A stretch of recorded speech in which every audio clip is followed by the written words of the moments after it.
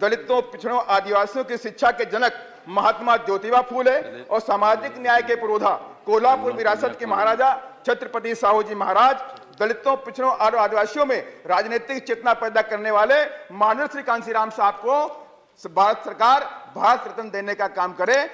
Private sector में भी दलितों, पिछड़ों और आदिवासियों के बच्चों को रिजर्वेशन की व्यवस्था की जाए, प्राइवेट सेक्टर में रिजर्वेशन का बिल लाया जाए। मान्यवर, मैं कुछ पॉइंटों पर आपके माध्यम से सरकार का ध्यान आकर्षित करना चाहता हूं। शिक्षा, रोजगार, कृषि, सफाई कर्मियों का जीवन और जातिवादी और नफरत, ऊंच नीच की भावना इस देश के अंदर। मान्यवर, अमृतकाल का प्रसार खूब किया गया कि जिस तरह से एक समय में इंडिया साइनिंग का प्रचार किया गया और इसी अमृतकाल में सरकार ने एजुकेशन के स्तर के बारे में मैं आपके माध्यम से बात करना चाहता हूं। सरकार ने धीरे धीरे शिक्षा को अमीरों को ही देने का मन बना लिया है। इसीलिए गरीबों के बच्चों की शिक्षा को लेकर सरकार बिल्कुल गंभीर नहीं है। दलितों, आदिवासियों, पिछड़ों और गरीबों के बच्चे आज अच्छी शिक्षा के लिए महरूम हो रहे हैं। यही नहीं मान्यवर, कई सारे प्रदेशों में, चाहे मध्य प्रदेश हो, चाहे हरियाणा हो, चाहे उत्तर प्रदेश हो, कई सारे प्रदेशों में सरकारी स्कूलों को धीरे धीरे बंद किया जा रहा है। यही नहीं, जो SC ST के बच्चे पढ़ाई करते थे, उन्हें वजीफा या स्कॉलरशिप मिल रही थी, वो वजीफा धीमे धीमे बंद कर दी गई। 2003 में उत्तर प्रदेश में फ्री एडमिशन की व्यवस्था की गई। माननीय बहन जी, उस वक्त माननीय बहन जी मुख्यमंत्री थी। 2003 में कहा कि SC ST के जो गरीब छात्र होते हैं, इनको फ्री में एडमिशन मिलना चाहिए हायर एजुकेशन के लिए। वो व्यवस्था सरकार ने बंद कर दी उत्तर प्रदेश में, जिसकी वजह से हजारों की संख्या में दलित और आदिवासी बच्चों का भविष्य खत्म हो गया, उनकी पढ़ाई खत्म हो गई। और यही नहीं, शिक्षा के स्तर को लेकर सरकार कितना गंभीर है, मैं उसके बारे में एक वानगी दे रहा हूं। 58,099 टीचिंग और नॉन टीचिंग की पोस्टें खाली पड़ी, माने कि नवोदय के अंदर, केंद्रीय विद्यालय के अंदर और हायर एजुकेशन के अंदर 58,099 नॉन टीचिंग और टीचिंग की पोस्टें खाली पड़ी हैं। इसमें यूनिवर्सिटी भी आती हैं, IIM जैसे इंस्टीट्यूट भी आते हैं। तो मान्यवर, दूसरी बात मैं करना चाहता हूं कृषि के बारे में। सरकार ने कहा था हम किसानों की आय दोगुना करना चाहते हैं। जो किसान पूरे देश का पेट भरता है, वही आज किसान पूरी तरह बेहाल हो चुका है। आज अपने परिवार का पेट पालने के लिए उसे मजदूरी करनी पड़ती है।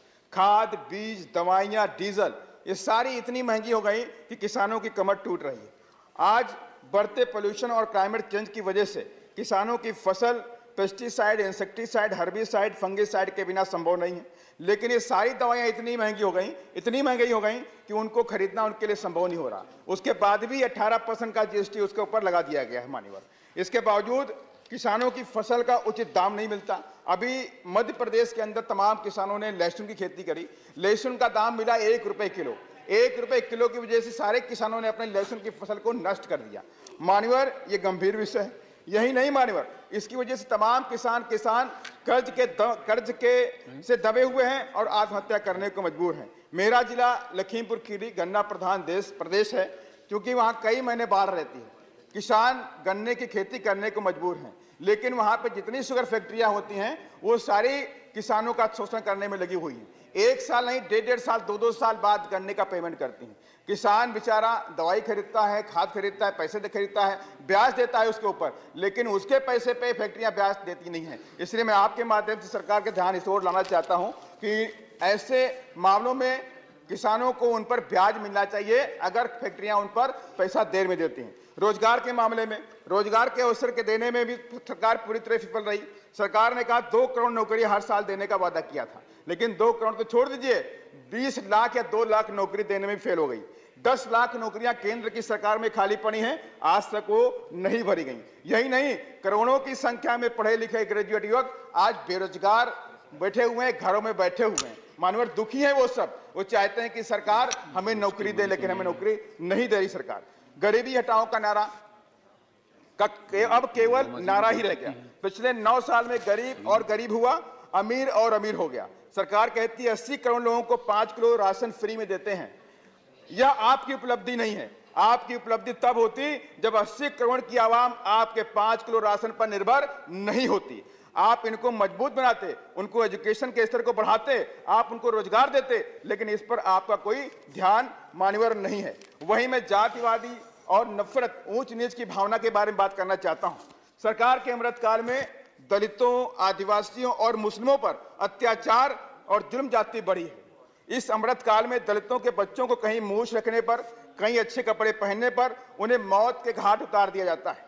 कहीं पानी के मटके को छू लेने पर मात्र छात्र को इतनी पिटाई होती है कि जिससे उसकी बाद में मौत हो जाती है। इसी अमृतकाल में दलितों के बच्चों को घोड़ी पर बैठने का अधिकार नहीं है। इसी अमृतकाल में मध्य प्रदेश में दलितों के बच्चों को स्कूल में रोटी फेंक कर दी जाती है। इसी अमृतकाल में मध्य प्रदेश के सिवनी में आदिवासियों को रात में घर से खींच करके पीट के मार दिया गया। इसी मध्य प्रदेश के अंदर आदिवासियों के बच्चों को ट्रक में बांध के खींच के मारा गया। मान्यवर, ये सारी बातें मैं आपके माध्यम से कहना चाहता हूं। मैं आज लास्ट में बात को अपनी खत्म करने से पहले सफाई के बारे में बात करना चाहता हूं।